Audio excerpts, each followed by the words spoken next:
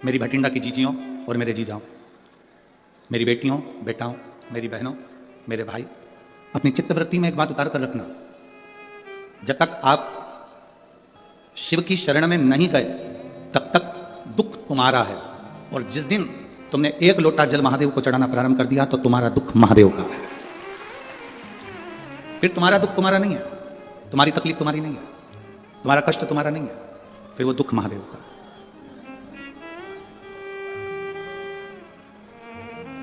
ये कथा का जो पंडाल है, लोग इसको कहते हैं शिव महापुराण की कथा हो रही है। हम कहते हैं ये शिव महापुराण की कथा नहीं हो रही है, नेत्रों की जांच हो रही है, नेत्र शिविर लगा है। इसमें आंखों की जांच है। कोई मरीज ऐसा होता है, हॉस्पिटल में जाता है, डॉक्टर साहब से कहता है मुझे दूर का नहीं दिखता, मुझे दूर का नहीं दिखता। डॉक्टर उसको दवाई देते हैं, ड्रॉप देते हैं, आंखों में डालकर देखता है, अभी भी मुझे दूर का नहीं दिखता। डॉक्टर साहब ने उसको टेबलेट दे दी, उसने मुझे दूर का नहीं दिखता। अब डॉक्टर ने कहा यदि तुम्हें दूर का नहीं दिख रहा तो मैं एक चश्मा बना देता हूं, चश्मे से दिखेगा, चश्मे से उसको दूर का दिखने लगा।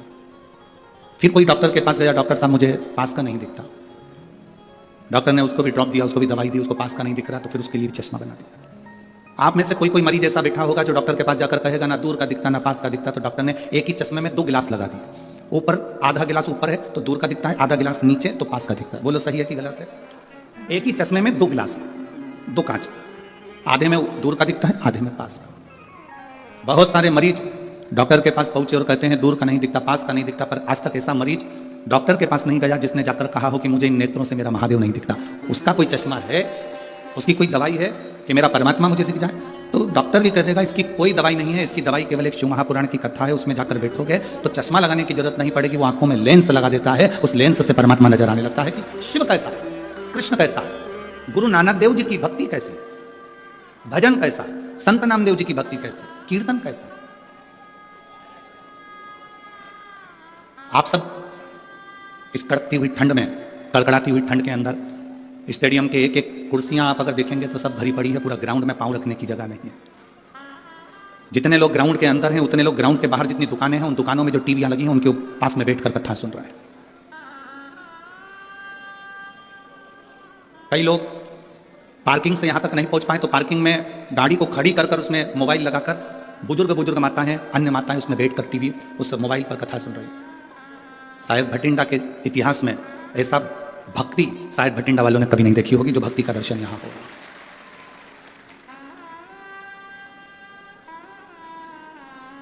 केवल शिव को पाना।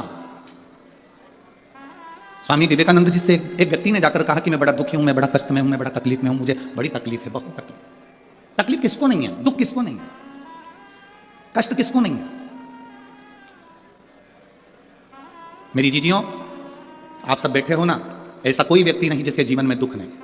आपका पेट दुखता होगा तो क्या हमारा पेट नहीं दुखता होगा? आपका सिर दुखता होगा तो क्या हमारा सिर नहीं दुखता होगा? आपके हाथ पैर दुखते होंगे तो क्या हमारे हाथ पैर नहीं दुखते होंगे? बड़े से बड़े महाराज को बुला लो, बड़े से बड़े महात्मा को बुला लो और बड़े से बड़े साधक को बुला लो जो कह दे कि मेरे जीवन में दुख नहीं है। दुख किसको नहीं है? कोई तन दुखी, कोई मन दुखी, कोई धन बिन रहत उदास, तुलसी या संसार में सुखी राम का दास। संसार में केवल एक सुख है जो परमात्मा की शरणागति है, जो भगवान की शरणागति है, जो भगवान की भक्ति है, जो भगवान का भजन, ये सुख है। स्वामी विवेकानंद जी से कहा मैं बड़ा दुखी हूं, बहुत बड़ा परेशान हूं, मेरे परेशानी को समाप्त कर दो, मेरे दुख को समाप्त कर दो, मेरे कष्ट को समाप्त कर दो। स्वामी विवेकानंद जी ने कहा कि भाई देखो, तुम्हारा दुख मैं समाप्त कर दूंगा, मना नहीं, पर मेरे पास में कुत्ता है, मेरे पास में कुत्ता है, डॉग है, इस कुत्ते को ले जाओ, थोड़ा घुमा के वापस ले आओ। इस कुत्ते को लेकर जाओ और घुमा के वापस लेकर आओ। स्वामी विवेकानंद जी से उस व्यक्ति ने कहा मैं कुत्ता घुमा कर लेकर आऊंगा, उसके बाद मेरी समस्या हल हो जाएगी, मेरा दुख मिट जाएगा। जाओ जाओ, पहले कुत्ते को घुमा कर लेकर आओ। स्वामी विवेकानंद जी ने उसको कुत्ता दिया, वो कुत्ता लेकर घुमाने के लिए गया, घुमाने के लिए लेकर गया, सब दूर घुमाकर वापिस आया। कुत्ता हाँप रहा था, बहुत तेज तेज हाँप रहा था, और जो घुमाने वाला व्यक्ति था वो आके खड़ा हुआ। स्वामी विवेकानंद जी ने पूछा ये इतना तेज हाँप क्यों रहा है, कुत्ता इतनी तेज क्यों हाँप रहा है? उसने कहा जो निकलता था उसके पीछे भौंकने चले जाता था, कभी इधर देखा उधर चले गया, कभी उधर देखा उधर चले गया, कभी उधर देखा कभी उधर चले गया, भाग भाग कर इधर उधर जाता फिरा। मैं कहीं नहीं भागा, सीधे रास्ते पे चलते चलते चलते चलते यहां पहुंच गए। कुत्ता हाँप रहा है, वो व्यक्ति नहीं आता। स्वामी विवेकानंद जी ने कहा बस तुम्हारी समस्या का एक यहां हल नजर आता है, इस कुत्ते को देख लो, किसी को भी देखता है उस ओर दौड़ पड़ता है, इधर देखा इधर दौड़ा, उधर देखा उधर दौड़ा, उधर देखा उधर दौड़ा। स्वामी विवेकानंद जी कहते हैं अपनी मंजिल पर जाना है तो फिर 10 जगह देखकर मत दौड़ो, अपनी मंजिल को देखकर चलोगे तो फिर तुम्हारी मंजिल तक तुम पहुंच जाओगे। हम भी वही करते हैं, हमारी भी आदत वही की वही बनी हुई है, हमने भी वही की वही कर रखा है। कभी देखते हैं कि अपनी दुकान चल रही है किराने की, अपनी दुकान चल रही है कपड़े की, अपनी दुकान चल रही है मोबाइल की, अपनी दुकान चल रही है बैग की, अपनी दुकान चल रही है सुनारी की, अपनी दुकान चल रही है लोहारी की, पर अपन दूसरे को देखते हैं उसमें ज्यादा कमाई है, इसको कम ध्यान देते हैं, उसमें घुस जाते हैं। फिर लगता है कि कपड़े की दुकान में ज्यादा फायदा है, अपनी दुकान को कम कर अपन कपड़े की दुकान में चले जाते हैं। फिर लगता है कि मोबाइल में ज्यादा फायदा है, हम मोबाइल की ओर चले जाते हैं। फिर लगता है शोरूम डाल लेते हैं, शोरूम में ज्यादा फायदा है, कर्जा ले लिया, लोन ले लिया, शोरूम डाल लिया, उसमें चले गए। अगर तुम जिस दुकान को कर रहे थे, भले वो चाय की क्यों ना हो, चाहे बिस्कुट की क्यों ना हो, चाहे बेकरी क्यों ना हो, चाहे वो किराने की क्यों ना हो, जिस दुकान को तुम कर रहे हो, एक लक्ष्य को मजबूत बनाकर करते और 10 जगह तुम्हारा ध्यान नहीं जाता तो उसी दुकान में तुम 4 चांद लगा रहे थे। व्यक्ति परेशान क्यों है? क्योंकि उसको दूसरे की चमक नजर आ रही है। आज का व्यक्ति दुखी क्यों है? क्योंकि उसका पड़ोसी सुखी है, उसको दूसरी जगह चमक नजर आ रही है। शिव महापुराण की कथा कहती है हमने अपनी आदत बना ली लपकने की, अपना काम अच्छा नहीं लग रहा, इसमें कोई इनकम नहीं हो रही, इसमें कोई फायदा नहीं हो रहा, अपन दूसरे काम को करते हैं। वो छोड़ा फिर वो करा, फिर वो छोड़ा फिर वो करा। आप यदि अपने काम के प्रति प्रेम करते, अपने कार्य के प्रति तुम्हें प्यार होता, अपने काम के प्रति तुम्हारी लगन होती और प्रेम होता, तो तुम उसमें बहुत आगे बढ़ जाते। एक नौकरी करने वाला व्यक्ति और एक दुकान करने वाला व्यक्ति, दोनों में अंतर होता है। नौकरी करने वाले व्यक्ति की ड्यूटी है सुबह 9 बजे से शाम को 5 बजे तक, किसी की ड्यूटी है 10 बजे से 7 बजे तक, किसी की ड्यूटी है 11 बजे से 9 बजे तक। नौकरी करने वाला व्यक्ति और दुकान धंधा करने वाला व्यक्ति, इसमें अंतर, दोनों में अंतर। नौकरी करने वाले की नौकरी 5 बजे तक ड्यूटी है, वो 4 बजे से घड़ी देखना चालू कर देता है। आप में कई लोग नौकरी वाले बैठे होंगे और ईमानदारी से बोलना सही है कि गलत है? बोलो बोलो, जम के बोलो जरा, सही है ना? नौकरी करने वाला व्यक्ति 4 बजे से घड़ी देखना चालू कर देता है, 4 बजे से काम समेटना चालू कर देता है, 4 बजे से उसका ध्यान घड़ी पर जाना प्रारंभ हो जाता है कि 4 बजने वाली है, 4 बजने, 5 बजने वाली है, 5 बजने, 4 बजे से वो घड़ी देखना चालू कर देता है। क्यों? क्योंकि उसको प्रेम नहीं है अपने कार्य से, प्यार नहीं है अपने कार्य से। हमेशा वो बॉस को कोसता रहता है, ऑफिसर को कोसता रहता है, काम के प्रति क्रोध आ जाता है, गुस्सा आ जाता है। नौकरी करने वाला व्यक्ति 4 बजे से अपनी घड़ी देखना चालू कर देता है, पर जिसकी दुकान होती है, व्यापार होता है, काम धंधा होता है, जिसकी दुकान है, वो कभी घड़ी नहीं देखता, वो तो और सोचता है। उसको क्योंकि अपनी दुकान से प्यार होता है, तो रात के 9 बजे तक भी ग्राहक आते रहे तो वो बैठा रहता है, क्योंकि उसको प्यार है अपने कर्म से, उसको प्यार है अपनी दुकान से, उसको प्यार है अपने व्यापार से। और जब प्रेम जब अनंत हो गया, रोम रोम संत हो गया, जब आपका प्रेम, आपका प्यार आपके कर्म के प्रति प्रबल हो जाता है, फिर उसमें समय नहीं देखा जाता, उसमें समय नहीं देखा। कई लोग कथा में भी बैठते हैं तो वो जैसे ही 3-4 बजी, 4 बजे के बाद इनका मन,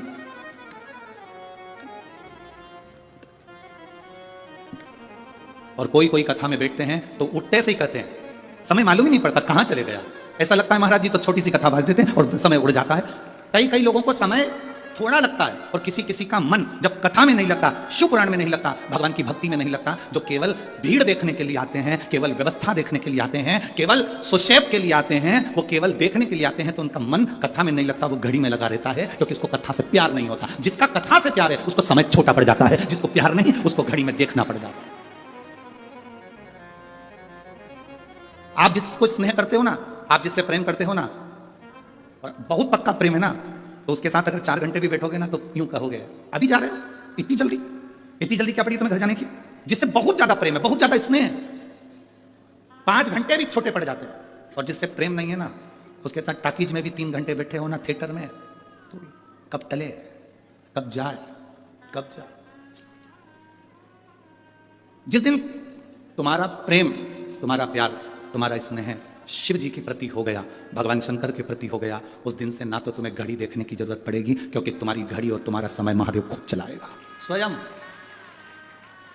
कभी किसी से पूछना, अगर आपकी किसी से बात होती हो तो पूछना कि घड़ी किसने बनाई, समय किसने बनाया, पल किसने बनाया, नक्षत्र किसने बनाया, ग्रह किसने बनाए, वार किसने बनाए, ये रविवार, सोमवार, मंगलवार, बुधवार, गुरुवार, शुक्रवार, शनिवार, शुभ लाभ, ये सब बनाया किसने, पल किसने बनाया, घड़ी किसने बनाई, समय किसने बनाया, नक्षत्र किसने बनाया। किसी से पूछोगे तो वो एक ही बात कहेगा, महादेव ने बनाया, शिव ने बनाया, शंकर। पहले परिवार में एक व्यक्ति के पास में घड़ी होती थी। किसके पास घड़ी होती थी? एक व्यक्ति के पास घड़ी होती थी, या घर में एक घड़ी होती थी और पूरे परिवार के पास में समय होता था। बोलो सही है? पूरे परिवार के पास में समय है। घड़ी पहले एक व्यक्ति के हाथ में होती थी, एक व्यक्ति के पास होती थी और पूरे परिवार में समय होता था। आज के जमाने में घड़ी सबके हाथ में है पर समय किसी के पास नहीं है। समय किसी के पास नहीं है।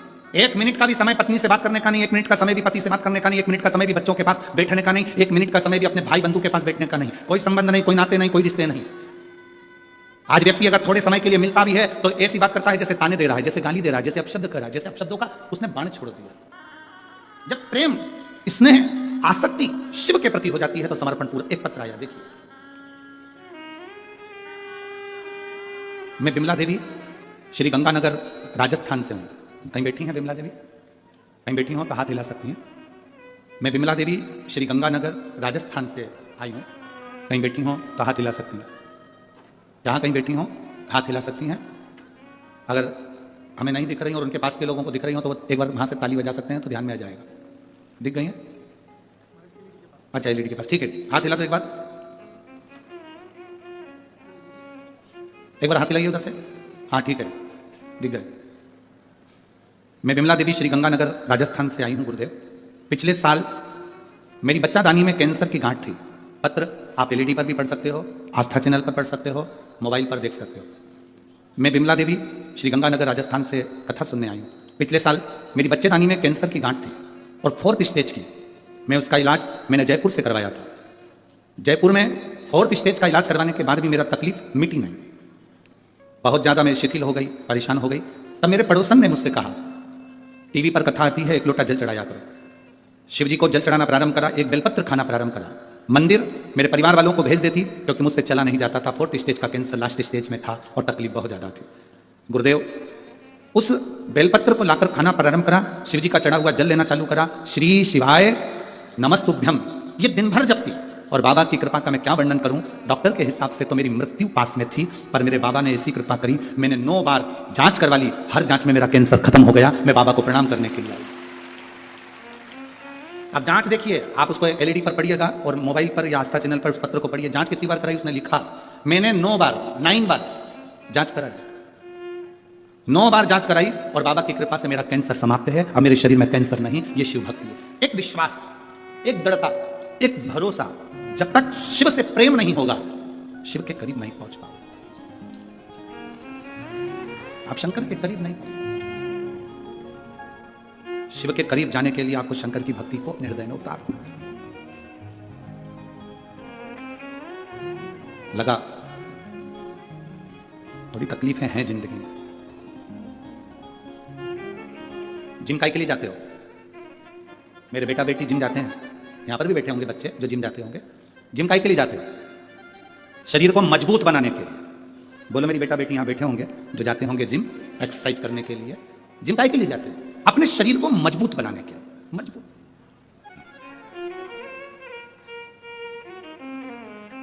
डंबल्स, प्लेट्स, साइकिलिंग, रनिंग सब कर रहे हो जिम में। नए नए आए हो, लोग हंसते हैं, आपसे उठता नहीं, शर्म भी आती है। पर जिम में एक बात जरूर है, जिम के अंदर गाने लगा दिए जाते हैं। क्यों लगाते हैं गाने? कोई हंसे उस ओर तुम्हारा ध्यान ना जाए। साउंड तेज कर दिया जाता है एक्सरसाइज करते समय। जिम में साउंड बढ़ा दिया जाता है।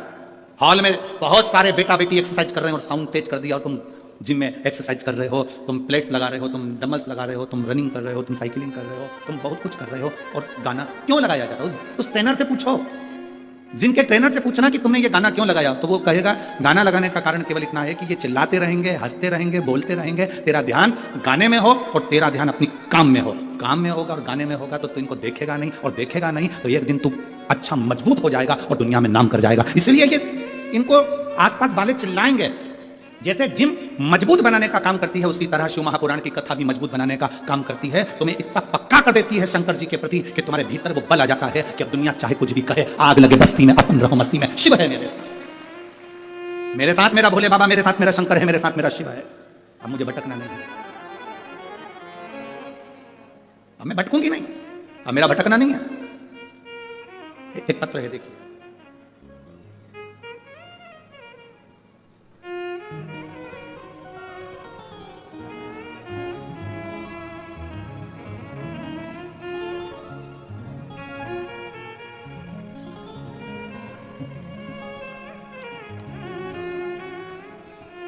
अब ये पत्र बड़ा विचित्र पत्र है जिसमें भेजा, हॉस्पिटल का नाम भी लिखा है जिस हॉस्पिटल में ऑपरेशन हुआ है। मैं विजय कुमार काला संगरिया, जेतो मंडी पंजाब से हूं। कहीं बैठे हैं आप? हैं? श्री शिवाय नमस्तुभ्यम, हाथ हिला दो एक बार।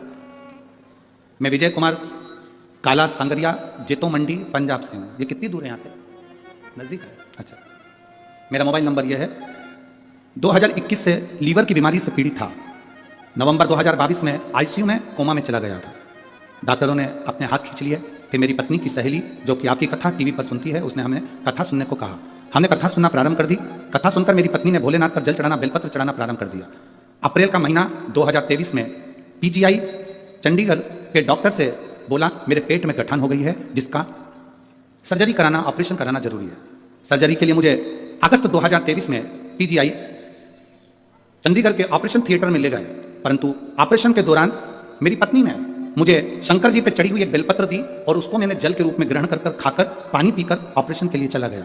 डॉक्टर ने मुझे ऑपरेशन के लिए जैसे ही अंदर लेकर गए और मेरे ऑपरेशन के लिए मेरा शरीर जब खोला गया, उसमें डॉक्टर को गठन नहीं मिली। डॉक्टर को गठन नहीं मिली। डॉक्टर ने मुझे दूसरी बार दोबारा से एमआरआई कराई, पेट का वापिस स्कैन करवाया। जांच में पता चला कि वो छोटी गठान तो गायब हो गई, एक बड़ी गठान हो गई। जब मेरा वापिस स्कैन करा गया, एमआरआई करी गई, पेट का स्कैन कराने के बाद मुझे बड़ी गठान बता दी गई। उसी हॉस्पिटल में, पीजीआई हॉस्पिटल में, मुझे ऑपरेशन के लिए फिर कहा गया। ये सारी प्रक्रिया चल रही थी और हमको दोबारा से ऑपरेशन के लिए कहा गया। तो हमने उनसे कहा कि हमें थोड़े समय के लिए छुट्टी करें, फिर हम दूसरा ऑपरेशन कराएंगे। हम उसी बीच में सीहोर पहुंच गए। वहां से बेलपत्र, एक रुद्राक्ष लेकर आ गए, कंकर लेकर आ गए और उस रुद्राक्ष को तांबे के कलश में गलाते, शिव जी को चढ़ाते, उसको पीना चालू करा। अक्टूबर 2023 में ऑपरेशन और लीवर ट्रांसप्लांट के लिए हमें बुलाया गया। मुझे ऑपरेशन थिएटर में लेकर गए। ऑपरेशन की सारी तैयारी होने लगी। फिर वापिस पूरी की पूरी जांचें हुई और जांचों में बड़ी गठान आई, जिसके अंतर्गत मुझे फिर ऑपरेशन के लिए लेकर गए। जब ऑपरेशन के लिए लेकर गए, मेरे शरीर को काटने के लिए मुझे बेहोश करा गया। मेरी माता और मेरे घर के लोगों ने मेरे शरीर पर रुद्राक्ष का जल लगाया और पीने को दिया था। वो पीकर मैं ऑपरेशन के लिए गया। दूसरी बार मुझे बेहोश कर वापिस शरीर काटा गया। काटने के बाद में फिर वापिस देखा गया तो शरीर में गांठ नहीं थी। जब शरीर में गांठ नहीं, दूसरी बार फिर वापिस हमको डॉक्टरों ने जांचें करना प्रारंभ करा और आखिरी में डॉक्टरों ने कह दिया तुम्हारे शरीर में कोई रोग नहीं, कोई गठान नहीं, और अब तुम्हारा जो लीवर डैमेज हुआ था वो लीवर भी काम करना चालू कर दिया है, उसका भी ट्रांसप्लांट कराने की जरूरत नहीं है। गुरुदेव, मैं यहाँ बाबा को प्रणाम करने के लिए पंडाल में आया हूँ। केवल एक आस है, एक बेलपत्री मुझे व्यासपीठ की मिले। ले जाओ बाबा, आजा शंभू। और तेरी कृपा बिना ना हिले एक भी, लेते हैं श्वास तेरी कृपा से। हे गंगाधार मुक्ति द्वार ओंकार तू, भोले ओंकार तू, आयो शरण तिया शंभु तार तार। बखान क्या करूं मैं राखों के ढेर का, चपटी भभूत में खजाना कुबेर का। हे गंगाधार मुक्ति द्वार ओंकार तू, भोले ओंकार तू, आयो शरण तिहारी शंभु तार तार। गुरुदेव, मेरा लीवर भी ट्रांसप्लांट नहीं हुआ और मेरा लीवर काम करना चालू कर दिया। मैं बाबा को प्रणाम करने आया हूँ। शिव तत्व, पंजाब का ही रहने वाला हूँ, जेतो मंडी पंजाब से। ये शिव तत्व है, और घड़ी है शब्द, त्रिकालदर्शी है।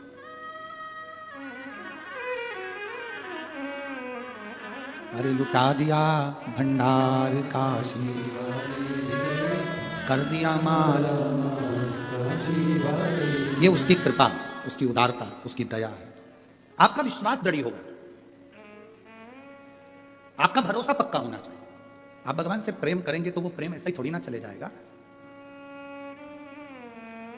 कभी अपने आसपास में किसी के स्नेह को देखना, लड़की लड़का, जिस लड़की और लड़के का स्नेह होता है उस लड़की का मोबाइल का बैलेंस भी वही डलवाता है। कौन डलवाए? बस वो इतना सा पूछता है, कल तेरा मैसेज क्यों नहीं आया? बैलेंस नहीं था, अभी डलवा रहा हूं। बस इतना ही किया, बैलेंस नहीं था। एक दिन दोनों घूमने के लिए गए और जाते जाते इतने में मोबाइल कहीं गिर गया, रोने लगी। अब क्या हो? तू क्या चिंता करती? क्या सो लो। 70,000 का एक बार में मोबाइल, 70,000। न्यू ईयर आया है, डायमंड की प्यार में कितनी दमदारी है। मुंह से निकलता है और बैलेंस डल जाता है, मुंह से निकलता है मोबाइल आ जाता है, मुंह से निकलता है और डायमंड की रिंग आ जाती है, मुंह से निकलता है और सूट आ जाता है, मुंह से निकलता है चप्पल, मुंह से निकलता है डेंटिंग पेंटिंग का सामान आ जाता है। प्यार में कितनी दमदारी है। जब एक इंसान से प्यार किया तो ये सब कुछ मिल गया। भोलेनाथ से प्यार करा होता तो श्वास भी मिल जाए, श्वास भी मिल जाए। आपका स्नेह किसके प्रति है, वो कितना आपसे चाहता है, आप कितना उसको चाहते हो, ये मालूम पड़ता है। लोग कहते हैं गुरुजी शिव पुराण में ऐसा क्या है कि लोगों के यहाँ संतान, ये हम तो पढ़ते ही नहीं। बहुत सारे पत्र ये संतान के फोटो लगा लगा के बैठे भेजे हैं लोगों ने, और कई पत्र ऐसे 8 साल 10 साल 12 साल 15 साल इतने पत्र नीचे पढ़े, केवल बच्चों ही बच्चों के। और सबके बच्चों के पत्र पढ़ेंगे तो बड़ी लोग टीवी पे कहने लगेंगे, बताओ इतने सारे महाराज तो आबादी बढ़ा रहा है। जिसके यहाँ 25-25-30 साल में नहीं हो रहे थे उसके यहाँ भी हो रहे हैं, तो अभी महाराज तो टेंशन दे दिया वापिस भारत। यहाँ लोग कहते हैं हम दो, हमारे दो महाराज, तो बेलपत्री का प्रयोग ऐसा है कि एक ही बार में 2। अब ये भगवान, इसलिए हम थोड़ा पत्र भी कथा कर लें दो अच्छे से, नहीं तो ऊपर से दबाव आएगा कि अब ये क्या है। ये प्रेम है, इसी को प्यार कहते हैं। किसी मनुष्य से करा तो उसने बैलेंस डलवा दिया, और मेरे भोलेनाथ से करा तो उसने तुम्हारी जिंदगी बना दी, जिंदगी जीवन। और मेरे भोले तेरा सहारा है, मेरी नैया का तू किनारा है, मेरी नैया का तू किनारा है, मेरे भोले तेरा सहारा है, मेरी नैया का तू किनारा है, मेरी नैया का तू किनारा। ये शिव तत्व है, ये प्रेम, ये आस्था और यही स्नेह।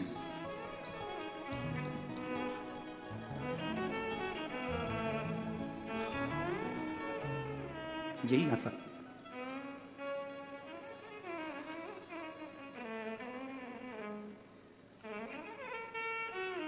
भोले हो मेरे साथ तो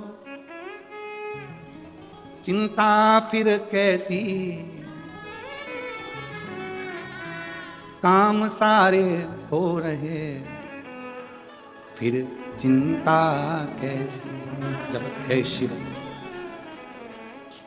शिव हमारे साथ है तो फिर क्या है, सब चिंता दूर, सब टेंशन दूर, सब चिंता। एक बार शंकर पार्वती, भगवान देवादिदेव महादेव माता पार्वती जी के साथ भ्रमण पे निकले। प्रतिदिन का नियम, भगवान नारायण लक्ष्मी रोज घूमने के लिए नहीं निकलते, ब्रह्मा ब्रह्माणी रोज घूमने के लिए नहीं निकलते, इंद्र इंद्राणी रोज घूमने के लिए नहीं निकलते, ज्यादा वीआईपी व्यक्ति रोज घूमने के लिए नहीं निकलता। साधारण व्यक्ति साइकिल उठाया चलेगा। वीआईपी और साधारण में यह सबसे बड़ा फर्क है। वीआईपी व्यक्ति को निकलने के लिए ड्राइवर चाहिए, 4 व्हीलर गाड़ी चाहिए, थोड़े अच्छे से निकलना पड़ता है, 4 लोगों के सामने जाओ तो उनके लेवल का व्यक्ति से मिलना पड़ता है। पर साधारण कहीं पर भी चले, कहीं। अभी कलम श्री अमरजीत जी मेहता जी से कह रहे थे कि हमने कई कथा करी, और जजमान लोग जो होते हैं, जो यजमान होता है वो तो बढ़िया अपने लिए सोफा मोफा लगाता है और सोफा और कुर्सी लगाकर बैठ के कथा सुनता है। तो हमने अमरजीत सिंह जी से कहा, मेहता जी से, कि बड़ी गजब की कथा है तुम्हारी भटिंडा की। एक भी सोफा दिख नहीं रहा और उस पर ना तुम बैठे दिख रहे हो है? ना तुम दिख रहे हो। बड़ी गजब कथा। तो कहा गुरुजी हमारे यहाँ के कलेक्टर, एसपी और एसएसपी, डीएसपी, यहाँ तक कि बड़े से बड़े अधिकारी को भी हमने हाथ जोड़कर निवेदन कर लिया कि साहब सोफा लगाएंगे तो पीछे बैठने वालों को नहीं दिख पाएगा, इसलिए वो लोग भी कह दिए कि हम तख्त पर बैठ जाएंगे, गादी पर बैठ जाएंगे और कथा सुन। और हम मेहता जी आपको धन्यवाद देते हैं कि ऐसी सरलता आपके जीवन में होना चाहिए।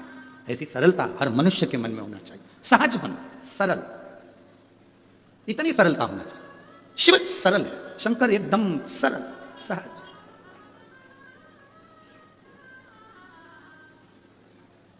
जो वीआईपी रहते हैं वो कभी कभी निकलते हैं। आप में से जितनी भी वीआईपी माताएं बैठी हैं, सब्जी लेने जाना, कभी कभी जाओगे, बहुत कम जाओगे। और तुम्हारे पास में एक रहती है, उसने झोला उठाया, पैसे रखे, पहुंच गई। भिंडी क्या रुपए किलो है, आलू, घूमती फिरती झोला लेके आराम से सब्जी लेके सबसे मिलके आ गई और भी आई। तो भगवान नारायण से एक बार लक्ष्मी जी ने कह दिया था, देखो वो शंकर भगवान को अपनी पत्नी को रोज नंदी पर बिठाते हैं और घुमाने ले जाते हैं। तुम मुझको आज तक लेके नहीं गए, साल में एक आध बार ले जाते हो जब कोई सत्यनारायण जी की पूजन कराता है तब, उसके सिवाय मुझे लेकर नहीं जाते। भगवान कहने लगे क्या चाहती है, मुझे घुमाने लेके चलो। भगवान ने कहा चल अब भी चल तू। लक्ष्मी जी बोली अब भी आई। जो लक्ष्मी जी तैयार होने गई, शाम हो गई, संध्या, 8 दरवाजे द्वार बंद करने लगी, खिड़कियां बंद करने लगी, रात हो गई। लक्ष्मी जी आके बोली अब तो अंधेरा हो गया, अब कैसे घूमने जाए। भगवान शिव नारायण ने कहा फिर अब कल चलेंगे। परंतु लक्ष्मी जी ने नारायण से कहा मुझे एक बात पूछना है, आप उत्तर दोगे? हाँ बोलो। शंकर भगवान तुरंत पार्वती जी से कहते हैं कि चल, और पार्वती सारा घर छोड़ के नंदी पे बैठ के चली जाती है। एक बार नहीं सोचती कि दरवाजा लगाऊं कि खिड़की लगाऊं कि द्वार बंद करूं। इनको टेंशन नहीं रहता क्या घर का?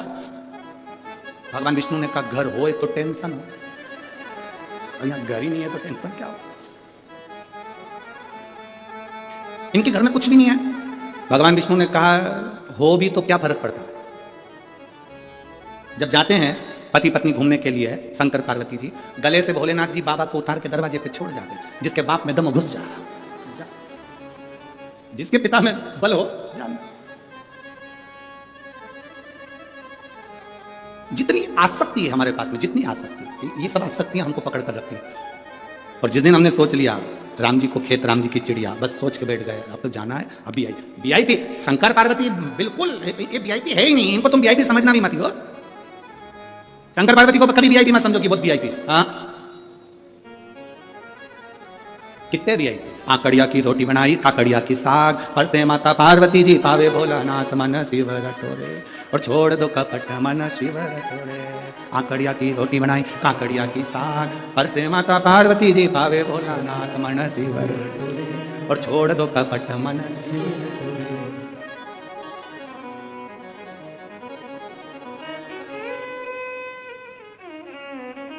सहज शिव, सरल शिव, और शिव शिव है, शंकर शंकर। अड़भंगे हैं इनके भीतर। कोई एक लड़के ने मैरिज ब्यूरो बनाया और मोबाइल पे ही उसने शादी कराने का एक अच्छा ब्यूरो बना के तैयार कर लिया, उसमें नंबर डाल दिया। सगाई करने के लिए एक दवाई,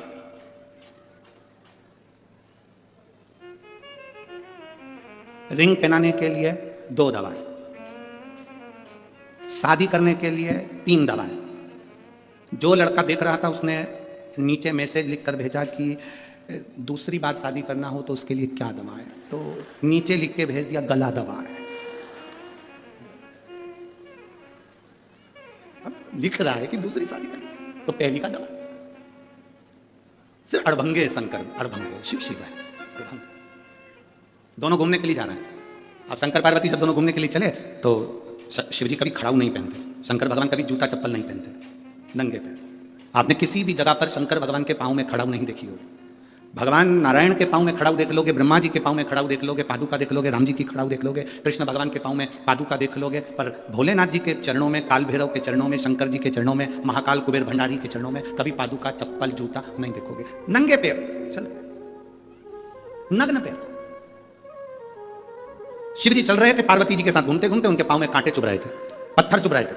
पाँव में कांटे चुभे हुए हैं, पत्थर चुभे हुए हैं। पार्वती जी ने शंकर जी को हाथ पकड़कर बिठाया, बिठाकर कहा बाबा, भोलेनाथ जी से बोली आपके पाँव में कांटे चुभे हुए हैं। पार्वती जी ने कहा तेरा पाँव ऊंचा करो, मैं तुम्हारे पाँव से कांटे निकाल के फेंक दूं। मैं तुम्हारे पांव से एक कंकर निकाल कर फेंक देती हूँ, पत्थर निकाल कर फेंक देती हूँ, पांव ऊंचा करो। शिव जी बोले नहीं। शंकर जी बोले मेरे पांव में तो ढेर सारे कांटे चुभे हैं, ढेर सारे पत्थर चुभे हैं, तो इनको निकाल कर फेंकते क्यों नहीं हो? शंकर भगवान बोले ये मेरे पांव में चुभ गए, ये मेरी शरण में आ गए, जो शरण में आ गया उसको अपने से दूर कैसे कर दूं, उसको तो मैं अपने पास रखता। ये मेरी शरण में आ गए, भले मुझे कष्ट दे रहे हैं, भले मुझे तकलीफ दे रहे हैं, भले मुझे दुख दे रहे हैं, भले मुझे चुभ रहे हैं, भले मुझे कष्ट मिल रहा है, पर ये मेरी शरण में है और मेरी शरण में है तो मैं इनको दूर नहीं कर सकता। ये मेरी शरण में तो मैं इनको दूर नहीं करूंगा, मैं इनको दूर नहीं कर सकता। जो एक बार मेरी शरण में आ गया फिर मैंने उसको छोड़ा नहीं है, भले उसने छोड़ दिया, भले वो कांटा है, भले वो पत्थर है, भले वो बेकार है।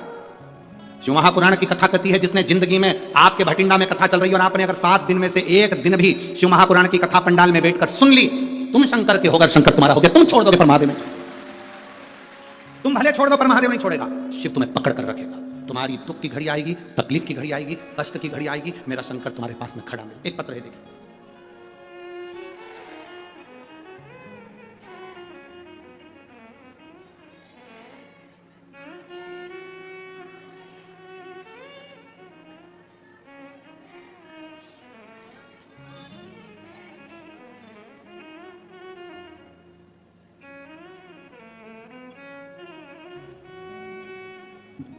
कथा चल रही है, तुम छोड़ दोगे पर वो नहीं छोड़ता। पत्र देखिए, मेरा नाम बबीता पति श्री शंकर लाल, मोबाइल नंबर मेरा ये है, गुरुग्राम हरियाणा से आई हूँ। कहीं बैठी हो तो हाथ हिला सकती हूँ, अगर कहीं बैठी आप ही हैं हाथ हिला दो एक बार। श्री शिवाय नमस्ते।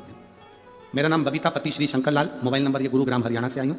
मेरे बाबा ने मुझ पर बहुत कृपा करी है। बेटे का सीए क्लियर नहीं हो रहा था, सीए की पढ़ाई कर रहा था, क्लियर नहीं हो रहा था, बेटा हार गया था, हताश हो गया था। शिव जी को जल चढ़ाने का मैंने उसको कहा, मेरा बेटा शंकर जी के मंदिर जाना चालू करा। शिव जी पर जल चढ़ाता, उसके बाद भी उसका सीए क्लियर नहीं हुआ, हार गया। उसने सोचा मां भोलेनाथ ने मेरा नहीं सुना। हम आपसे एक बात पूछना चाहते हैं, एग्जाम देना है तो क्या पेपर के टाइम पर ही पढ़ोगे? जम के तो बोलो। पूरे साल पढ़ाई करोगे तब तो परीक्षा के टाइम पर पास होगे। उसी तरह पूरे साल पढ़ाई भी करो, मेहनत भी करो और पूरे साल शिव जी पर एक लोटा जल चढ़ाते रहो तो निकलोगे ही पक्का। मेरे बेटे ने कहा मैंने जल चढ़ाया, इसके बाद भी भोलेनाथ ने मेरी नहीं सुनी। मैंने अपने बेटे से कहा तू चिंता मत कर, बाबा तुझे पास करेगा ही, तू अपनी मेहनत कर।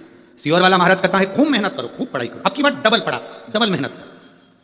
मेरे बेटे ने मेहनत करी, शिवजी पर जल चढ़ाना फिर प्रारंभ करा, छोड़ा नहीं। हम छोड़ देते हैं भोलेनाथ को, पर भोलेनाथ हमें नहीं छोड़ता। अब की बार मेरे बेटे ने जो मेहनत करी और शिवजी पर जल चढ़ाना प्रारंभ करा, एक बेलपत्र पर शहद लगाकर शिवजी को चढ़ाया और बाबा की कृपा से मेरा बेटा सीए हो गया। मैं बाबा को यहां प्रणाम करने आया। दोनों हाथ हिला दो एक बार, हर हर महादेव। बैठिए, शिव तत्व की प्राप्ति है, शिव की भक्ति, शिव की उदारता। बैठिए, शिव की करुणा। हम भूल जाए महादेव को पर महादेव हमको नहीं भूलते, हम भूल जाए शंकर को पर शंकर हमें नहीं भूलते।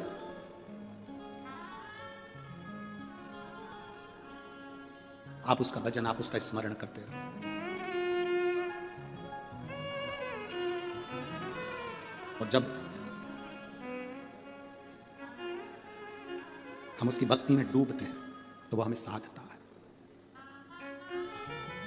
आप में से कई माताएं ऐसी होंगी, कई परिवार ऐसे होंगे जो टीवी पर कथा सुन रहे हैं, आस्था चैनल पर, मोबाइल पर कथा सुन रहे हैं।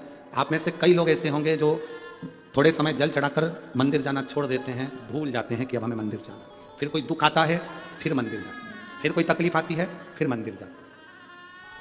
तुम भूल गए, मंदिर जाना तुमने छोड़ दिया, पर मेरा महादेव नहीं भूलता।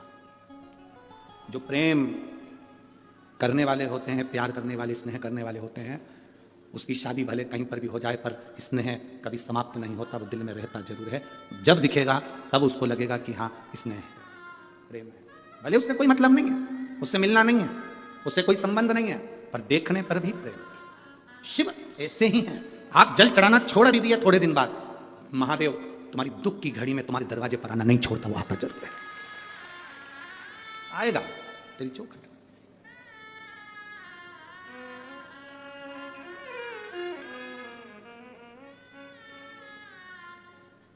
और जब मेरा शिव तुम्हारे करीब में आता है, तुम्हारे दुख को समाप्त करने के लिए, तकलीफ समाप्त। आप आए हो, बहुत दूर दूर से आए, कड़कड़ाती ठंड में आए, पहुंच गए, पहुंचे,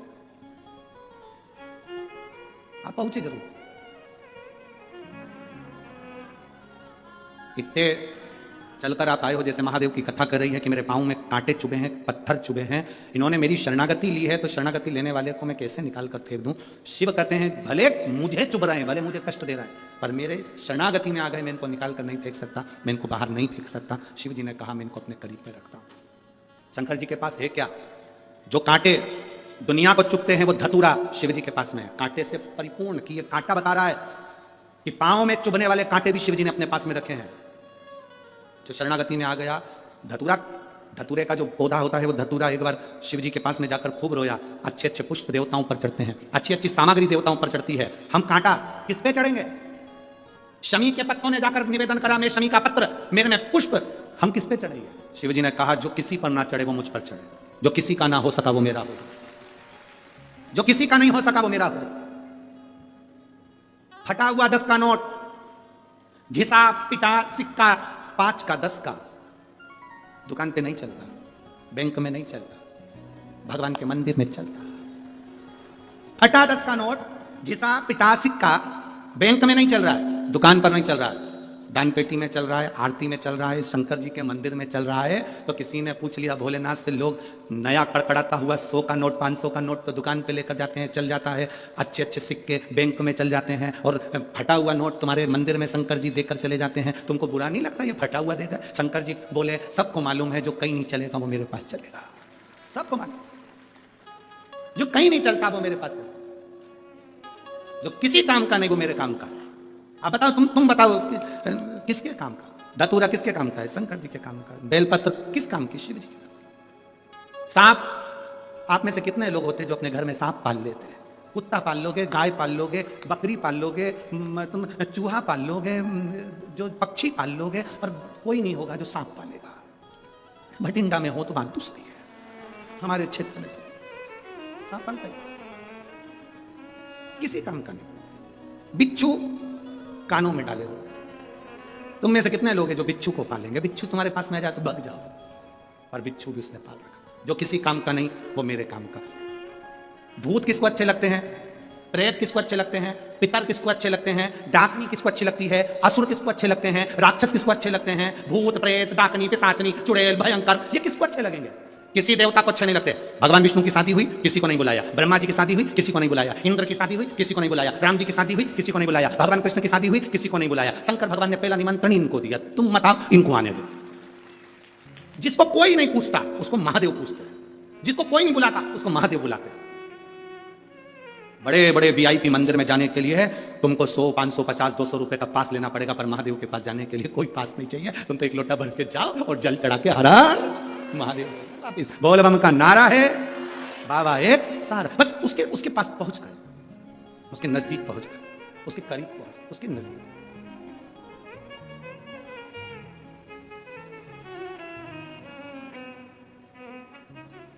इसीलिए आप लोगों को बार बार कहा, जितना जिसके भाग्य में होता, जितना जिसके भाग्य में होता उतना ही वो पाता है। और मेरे बाबा के दरबार में सबका खाता है, शिव लहरी के दरबार में सबका खाता है। भोले बाबा के दरबार में सबका खाता है, भोले बाबा के दरबार में सबका खाता है। वो सबका खाता है, यहाँ पर सबका खाता है, सबका खाता है, यहाँ पर सबका खाता है, सबका खाता है, यहाँ पर सबका खाता है। मेरे बाबा के दरबार में सबका खाता है, मेरे बाबा के दरबार में सबका खाता है। भोले बाबा के दरबार में सबका खाता है, भोले बाबा के दरबार में सबका खाता है।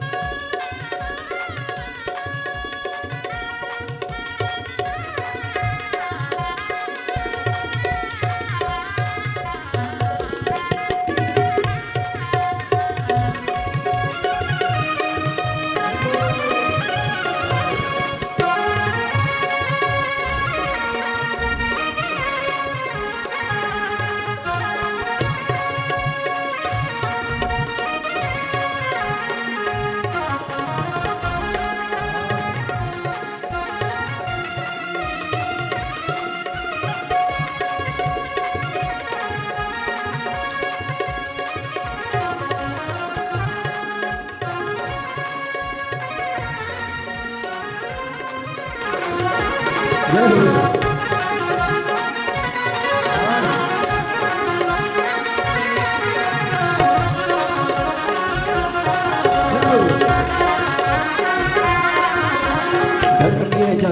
इच्छा मत कर तू इंसान, मत कर तू इंसान, मत कर तू इंसान। ओ धरती है जन्म की इच्छा मत कर तू इंसान, मत कर तू इंसान, मत कर तू इंसान। जैसा तेरा कर्म है वैसा हो, जैसा तेरा कर्म है वैसा फल देता भगवान। मेरे भोले के दरबार में सबका खाता है, मेरे भोले के दरबार में सबका खाता है। शिवनेरी के दरबार में सबका खाता है, शिवनेरी के दरबार में सबका खाता है।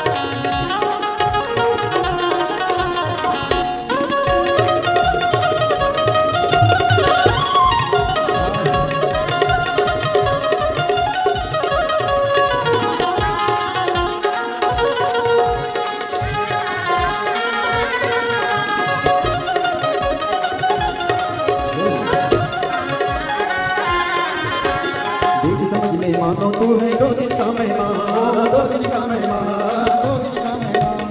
देख समझ ले मानो तू है दो दिन का मेहमान, दो दिन का मेहमान, दो दिन का मेहमान। कितने आकर चले गए हैं वो, कितने आकर चले गए कोई जाने को तैयार।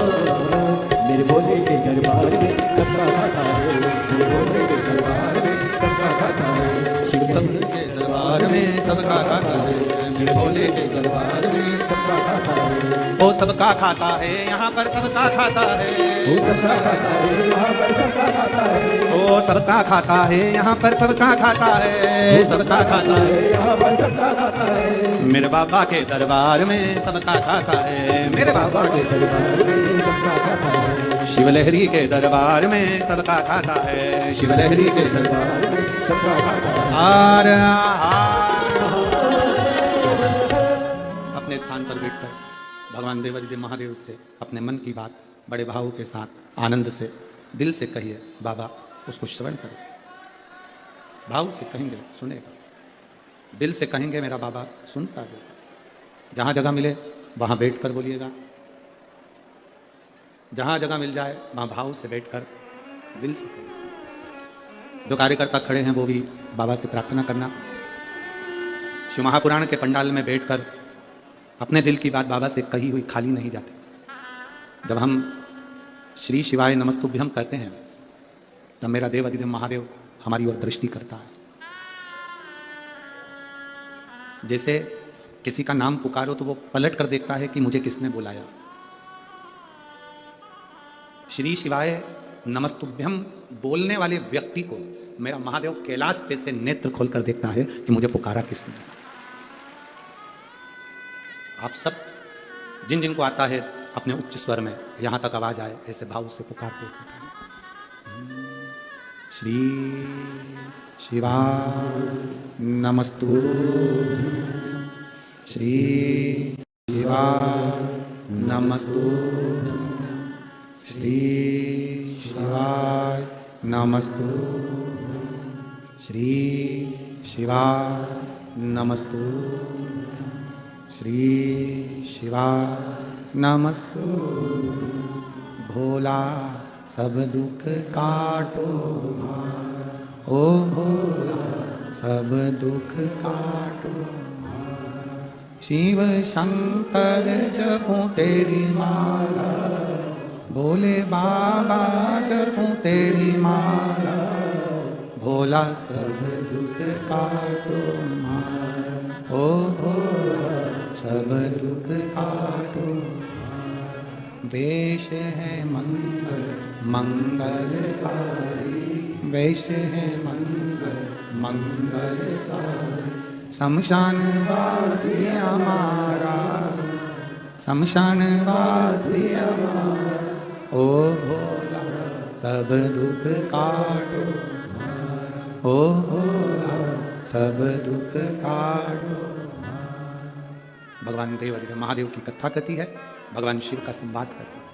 शिव की शरणागति, दक्ष प्रजापति की सभा लगी है, सब बैठे हैं।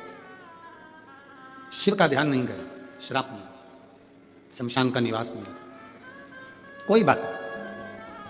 शिव महापुराण की कथा एक बात बहुत अच्छे से कहती है कि आप जहां रहें वहां खुश रहें। छोटे से मकान में भी अगर आप अपनी जिंदगी जी रहे हैं तो ये कभी मत सोचना कि आपकी जिंदगी दुखमय है।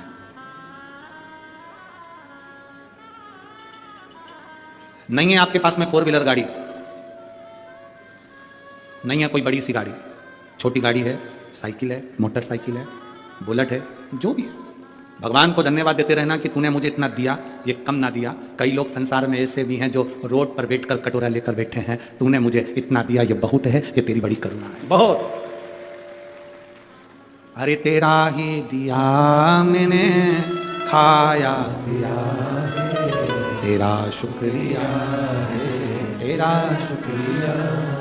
मुझे भोले बाबा ने बहुत दे दिया, तेरा शुक्रिया है, तेरा शुक्रिया। बाबे ये तेरा शुक्राना है, ये तेरा शुक्रिया, तेरी कृपा है, तेरी कृपा बिना कुछ नहीं। एक तालाब में पानी कम हो रहा था गर्मी के कारण। एक मछली, किसी भक्त का नियम था, पार्थिव शिवलिंग का निर्माण कर तालाब में विसर्जन करता था।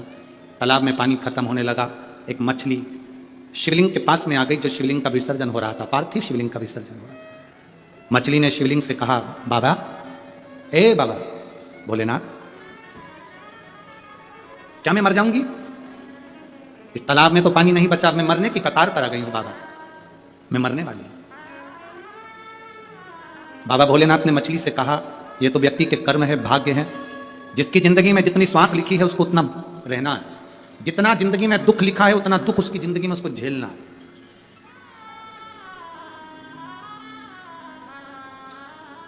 जितना किस्मत में लिखा है उसको उतना भोगना। एक मां इस पंडाल में बैठी है जिसके घर में 9-10 साल के बाद तो औलाद हुई, और 9-10 वर्ष के बाद औलाद होने के बाद आंख में एक गठान हो गई।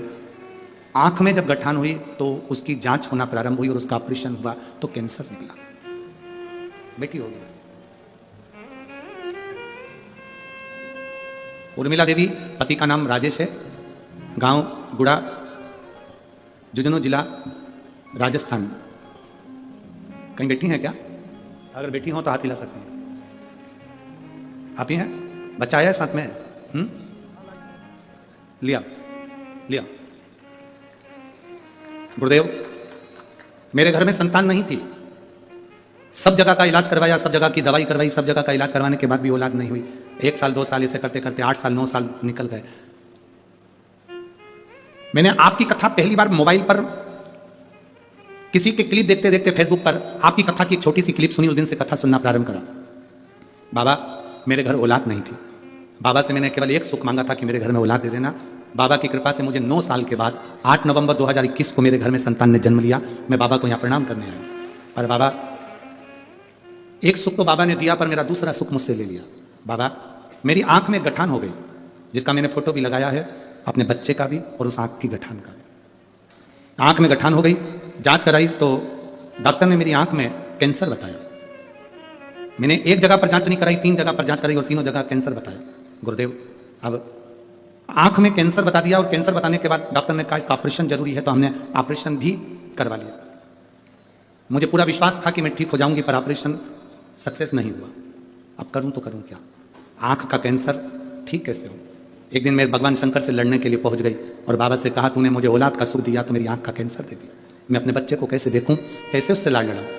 गुरुदेव, वो जांच लेकर हम बड़े हॉस्पिटल में पहुंच गए जयपुर, और बाद में जब कैंसर की रिपोर्टें नॉर्मल हो ही नहीं रही थी, क्योंकि कैंसर बढ़ता जा रहा था पर कम नहीं हो रहा था, बाबा का शिव जी को जल चढ़ाकर आंखों में लगाना चालू करा, बेलपत्र खाना प्रारंभ करी, बाबा की मंदिर में झाड़ू पोछा लगाना प्रारंभ करा, अपने बच्चे की जैसी सेवा करती थी वैसे ने शिव मंदिर की सेवा करी। और दूसरी जांच कराने के लिए जब जयपुर के हॉस्पिटल में गई और जैसे ही जांच होना प्रारंभ हुई, मेरी सारी रिपोर्ट कम से कम 2 बार से 3 बार देखी गई और तीनों बार मेरी रिपोर्ट नॉर्मल आई। आज मैं कैंसर से मुक्त हूं। मैं बाबा को यहाँ प्रणाम करने के लिए आया। ये मेरा फोटो है जिसमें मेरी बच्चा है, और एक फोटो में मेरी आंख में कैंसर की गांठ है जिसका मैं फोटो लगाकर भेज रहा हूं। ये आंख में कैंसर, जो आप लोग एलईडी पर देख रहे होंगे, टीवी पर देख रहे होंगे, आंख में कैंसर और बच्चा। शिव तत्व औघड़ी शंभु शंकर त्रिकालदर्शी कैलाशी अविनाशी शिव है, शिव है। एक भरोसा आपके भीतर जागृत करो। मछली शिवजी से कह रही है क्या मैं मर जाऊंगी?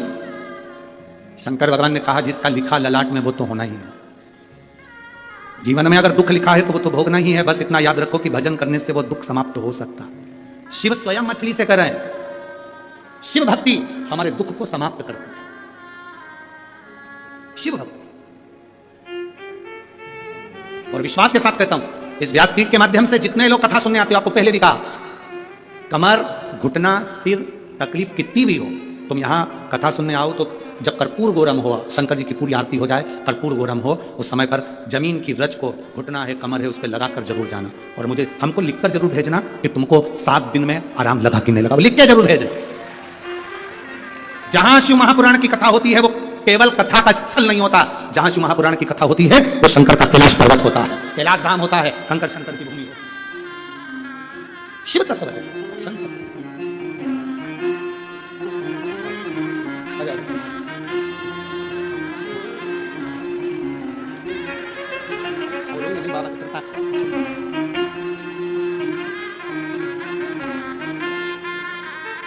यही बच्चा है, 9 साल के बाद हुआ है, और आंख में कैंसर हो गया था, ऑपरेशन हुआ, उसके बाद भी कैंसर ठीक नहीं हुआ था, पर बाबा का जल और शिव तत्व विश्वास आपके भीतर का आपके कैंसर से भी आपको आराम दिलाएगा।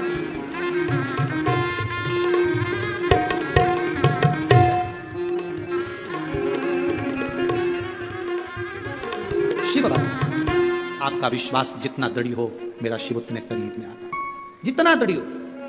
हमने कहा जैसे एक लड़का लड़की का प्यार होता है, प्रेम होता है, और लड़की के मोबाइल का बैलेंस वो डला देता है, वैसे ही अगर हमारा शिव से प्यार है ना, तो तुम्हारी श्वासों का बैलेंस वो बढ़ा देता है। पक्का श्वासों का बैलेंस वो बढ़ा।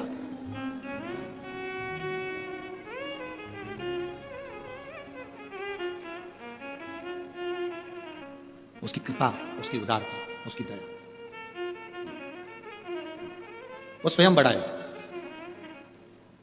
उसकी कृपा। मछली ने कहा कि मैं मर जाऊंगी, भगवान शिव कहते हैं जिसके ललाट पर जो लिखा है वो लिखा है। मछली ने कहा अगर मैं तुम पर भरोसा करूं महादेव, तुम पर विश्वास करूं, तो तुम मेरी रक्षा नहीं करोगे? शिव जी कहते हैं पहले विश्वास तो करो, भरोसा तो करो, उसके बाद रक्षा करने की जवाबदारी बात की है। मछली ने कहा मैंने घाट पर जो शंकर का शिवलिंग विसर्जन करने के लिए नदी में आते हैं, तालाब पर आते हैं, मैंने उनके मुंह से सुना है शिव किसी को कष्ट नहीं होने देता। अब मुझे देखना है मेरा परिवार, गर्मी में जब ये तालाब सूख जाएगा, मैं मछली जल में रहने वाली मरती हूं कि नहीं मरती, और मेरा परिवार मरता है कि नहीं मरता। मेरा भरोसा आज से शंकर तुम पर है। मछली कहती है आज से मैं आपके नाम का जाप चालू करती हूं, पूरी गर्मी देखूंगी कि मरी कि नहीं मरी। श्री शिवाय नमस्तुभ्यम, ये वो मंत्र है, ये वो साधना है। कई वर्ष तक आंख बंद कर बैठ कर भी तुम साधना करते रहोगे, शिव का दर्शन हो चाहे नहीं हो हमें नहीं मालूम। कैलाश पर्वत के शिखर पर 15 में जाकर भी बैठ जाओगे और तब करते रहोगे, तुम्हें भगवान का दर्शन हो कि नहीं हो हमें नहीं मालूम। पर यह विश्वास इस व्यासपीठ का है, जिसके मुख से एक दिन में कम से कम 21 बार भी श्री शिवाय नमस्तुभ्यम निकल जाता है, तो उसको शंकर का दर्शन होता ही है। शिव उसके दुख हरता ही है। आपके नजदीक में जितने शंकर के मंदिर है, उस मंदिर में जाकर एक बार मुख से श्री शिवाय नमस्तुभ्यम कहा करो। अगर बाबा ने आपको थोड़ा बहुत धन दिया है तो शंकर के मंदिर में एक बड़ा सा बैनर श्री शिवाय नमस्तुभ्यम का मंत्र लिखा देना चाहिए, जिससे आता जाता व्यक्ति पढ़ सके, पढ़ सके।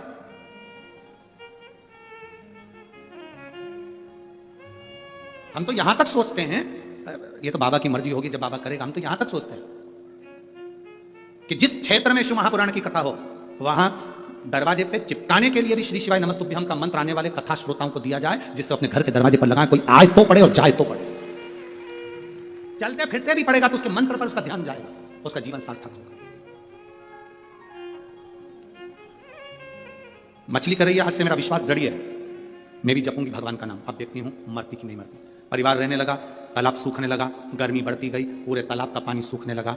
शंकर जी पे जल चढ़ाने वाले जल चढ़ाते, शिव जी उस मछली के पानी को कम करते करते, तालाब के पानी को कम करते करते मछली जहां रहती थी वहीं पर पानी की मात्रा थोड़ी सी बची। शंकर जी पे जो जल चढ़ता था वो तालाब के अंदर आ जाता था और तालाब के अंदर गिर जाता था। तालाब के अंदर, तालाब में जल गिरता, और तालाब में जब जल गिर रहा है, शिवजी पे चढ़ा हुआ पानी तालाब में आ रहा है, मछली को मिल रहा है। कब पूरी गर्मी निकल गई, 4 महीना पूरे गर्मी के निकल गए, तालाब पूरा सूखा था, पर एक छोटी सी जगह पर जहां मछली का परिवार था, उस मछली के परिवार को शिवजी पे चढ़ा हुआ जल प्राप्त होता रहा। बारिश आ गई, तालाब फिर भरा गया, फिर कोई भक्त आया, शिवलिंग का विसर्जन करने के लिए आया। मछली ने शंकर जी से कहा, धन्य है आपने अपने ऊपर चढ़े हुए जल से ही मेरी रक्षा कर ली, और करिए जरूर। अकाल मृत्यु वो मरे जो काम करे चंडाल का, और काल उसका क्या बिगाड़े जो भक्त हो मां। आप शिव की आराधना कर रहे हैं, शिव की आराधना। कल कथा में कहा था गुरु नानक देव जी ने, कल कथा में वर्णन करा था गुरु नानक देव जी ने नामदेव जी से कहा, जहां शिव नहीं पांव को उठा कर रख दे, जहां भगवान नहीं, जहां रब नहीं, वो स्थान बता दो। तुझ में रब, मुझ में रब, सब में रब समाया है, और जित देखो वो रब की ही तो माया। हर एक जगह पर वही तो है। गुरु नानक देव जी भी कहते हैं कि ऐसा कोई स्थान बताओ जहां रब नहीं, जहां परमात्मा नहीं, जहां भगवान नहीं, वो स्थान बताओ। एक बार गुरु नानक देव जी के शिष्य बाले के मन में भी एक भाव आ गया था, क्या ईश्वर है, ईश्वर है? बाले के मन में भाव आ गया।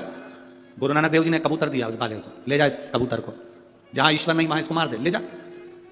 बाले ने कहा, ईश्वर जहां नहीं वहां मार दूंगा, जहां कोई ना देखे, जहां कोई ना देखे इस कबूतर को वहां मार दे। बाले उस कबूतर को लेकर जंगल में चले गया। गुरु नानक देव जी अपनी भक्ति में लीन, बाले कबूतर लेकर पहुंचा जंगल के अंदर। बाले को लगा जंगल में कौन देखेगा, बाले कबूतर को मारने के लिए जंगल में आतुर हुआ। तब उसके स्मरण में आया, ये वृक्ष इस कबूतर को देख रहा है, आकाश कबूतर को देख रहा है, पृथ्वी कबूतर को देख रही है, जल कबूतर को देख रहा है। बाले गुरु नानक देव जी के पास वापिस आ गया। बाले ने गुरु नानक देव जी के चरणों को प्रणाम कर कबूतर वापिस दिया। गुरु नानक देव जी ने पूछा, क्यों रे बाले, तूने इस कबूतर को नहीं मारा? बाले ने चरण पकड़कर कहा गुरु नानक देव जी से, आपने कहा था जहां कोई ना हो वहां मारना, मैं जहां मारने के लिए जाता हूं वहां पृथ्वी रहती है, आकाश रहता है, वृक्ष रहता है, जल रहता है, हर एक में रब समाया है, तो उनके सामने कैसे किसी जीव को मार सकता हूं, इसलिए मैंने इस कबूतर को नहीं मारा, इसलिए मैंने इस कबूतर को नहीं मारा। गुरु नानक देव मुस्कुराने लगे। गुरु नानक देव के चेहरे पर प्रसन्नता है, मुस्कुरा। गुरु नानक देव जी ने कहा, रे बाले, लोग परमात्मा को मंदिर में ढूंढते हैं, लोग परमात्मा को देवालय में ढूंढते हैं। सुन बाले, जिस दिन अपने घर में, अपने परिवार में, अपने कुटुंब में, अपने रिश्तों में, अपने परिवार के अंदर रहने वाले माता पिता भाई बहन कुटुंब कबीला सबके अंदर जिस दिन तुमने परमात्मा को ढूंढ लिया बाले, उस दिन तुम्हें कहीं जाने की जरूरत नहीं पड़ेगी, रब तुम्हें घर में ही प्राप्त होगा, परमात्मा तुम्हें घर में ही मिलेगा। तुम कहां ढूंढ रहे हो, तुम कहां जा रहे हो, क्यों भटक रहे हो? भ्रम में ना पड़ना, यहां हम भटके ना, हमारा भटकन ही हमको तकलीफ दे जाता है। 4 दिन यहां चले गए, 5 दिन वहां चले गए, 6 दिन वहां चले गए, ये भटकते रहे परमात्मा को पाने के लिए, और हम यहां वहां भटके पर परमात्मा मिला नहीं, क्योंकि हमने उसको दिल से पुकारा नहीं, हमने उसको दिल से पाया नहीं। लगन तुमसे लगा बैठे जो होगा देखा जाएगा, तुम्हें अपना बना बैठे जो होगा देखा जाएगा। जिस दिन हम परमात्मा को अपना बना ले, हाँ ये कई लोग कहते हैं, गुरुजी मेरे रिश्तेदार मुझे बहुत अपशब्द करते हैं, मुझे मेरे परिवार वाले बहुत आड़ा टेढ़ा करते हैं, मुझे मेरे रिश्तेदार बहुत आड़ा टेढ़ा करते हैं। कहने दो, आग लगे बस्ती में, अपन रहो मस्ती में, क्या किसको रोई है, चादर तान के सोइए, हमें क्या करना।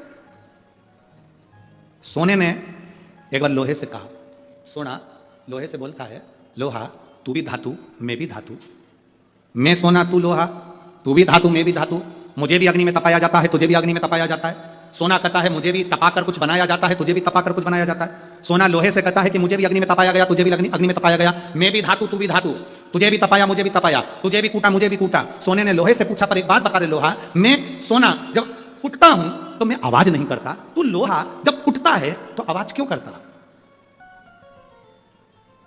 मैं कुटता हूं तो आवाज नहीं करता। सोना करा मेरी आवाज नहीं निकलती। सुनार की दुकान के सामने से निकलना सोने को कूटा जाता है तो उसमें आवाज नहीं आती। लोहार की दुकान के सामने से निकलना लोहे को कूटा जाता है तो उसमें से आवाज आती है। सोने ने लोहे से पूछा कि मैं धातु तू धातु, मैं पीला तू काला, मुझे भी तपाया तुझे भी तपाया, अग्नि में मुझे भी डाला तुझे भी डाला, मुझे भी कूटा तुझे भी कूटा, मैं कूटा आवाज नहीं आई, पर लोहा तू कूटा तुझ में आवाज क्यों आई? तब लोहे ने कहा सुन सोने, तुझे जो मार रहा है वो लोहे का हथौड़ा है, मुझे जो मार रहा है वो लोहे का हथौड़ा है। सोने तुझे लोहे का हथौड़ा मार रहा है ना, इसलिए तू चिल्ला नहीं रहा। मैं लोहा, और जब मुझे लोहे का हथौड़ा मारता है ना तो चीख रहा हूं। अपना अपने को छोड़ देता है तब चीख तो निकलती ही है। सोने का हथौड़ा अगर सोने को मारता तो चिल्लाता, लोहे का हथौड़ा लोहे को मारता है तो चीखता है। अपना अपने को गाली देता है, अपना अपनों को अपशब्द कहता है, अपना अपने को ताना देता है तो चीख निकलती है, बद्दुआ निकलती है, अपशब्द निकलते हैं। दूसरा, सोने को लोहा मारेगा तो सोने को कोई फर्क नहीं पड़ता। दूसरा गाली देगा चल जाएगा, दूसरा अपशब्द कहेगा चल जाएगा, दूसरा ताने देगा चल जाएगा, पर कोई अपना अपने को अपशब्द कहे, अपना अपने को ताने दे, अपना अपने को आड़ा टेढ़ा कहे, ये नहीं चलता।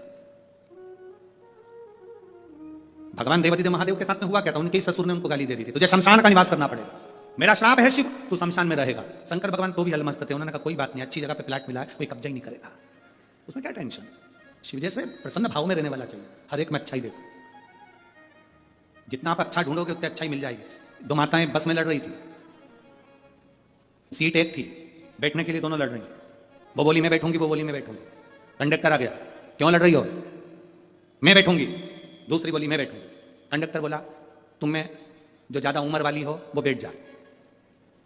पूरे रास्ते दोनों खड़ी रही, बैठी नहीं, क्योंकि जो बैठेगी वो ज्यादा उम्र की, बैठी नहीं, दोनों खड़ी। पूरा रास्ता उन्होंने खड़ा खड़ा निकाल दिया, पर बैठी नहीं। कंडक्टर दोबारा आया, बैठो। मैं बैठू। तो कंडक्टर ने दूसरी से कहा बैठ जाओ, दिख रहा है तुझे मेरी उम्र नजर आ रही है? कंडक्टर ने फिर दूसरी से कहा तू बैठ जा, आंखों का इलाज करवा लेते रहे। नहीं बैठूंगी मैं, कोई इतनी उम्र क्यों? कुर्सी पूरी खाली बस की, दोनों नहीं बैठी। इतने में एक दूसरा आ गया, चले गए। ये खड़ी की खड़ी बस की, किसी को मालूम ना पड़ जाए कि उम्र कितनी है। शिव जी को गाली देने वाला कोई दूसरा नहीं था, भगवान शंकर को गाली देने वाले उनके ससुर ही थे। तुम्हारे ऊपर उंगली उठाने वाला कोई दूसरा नहीं होगा, तुम्हारे अपने ही होंगे, कोई दूसरा नहीं होगा, तुम्हारे अपने। वो लोग चिल्लाते ना भैया जी संघर्ष करो हम तुम्हारे, अरे जम के तो बोलो हम तुम्हारे साथ हैं, भैया जी संघर्ष करो हम तुम्हारे साथ हैं। अब इतनी तेज चिल्ला के करे संघर्ष करो हम तुम्हारे साथ हैं। अगर तुम साथ होते तो संघर्ष की जरूरत ही क्या पड़ती? संघर्ष की जरूरत क्या पड़ती? साथ नहीं हो तो संघर्ष की जरूरत है ना, कठिन है। शंकर भगवान को गाली देने वाला कोई दूसरा नहीं था, शिव जी को अपशब्द कहने वाला कोई दूसरा नहीं था, शंकर भगवान को आड़ा टेढ़ा कहने वाला कोई दूसरा नहीं था। स्वयं देवादिदेव महादेव को अपशब्द कहे उनके ससुर ने कहे हे शिव मेरा श्राप है, तू शमशान में निवास करे। आपके भीतर शिव भक्ति जब जागृत हो जाए तो फिर क्या सोचना, क्या विचार?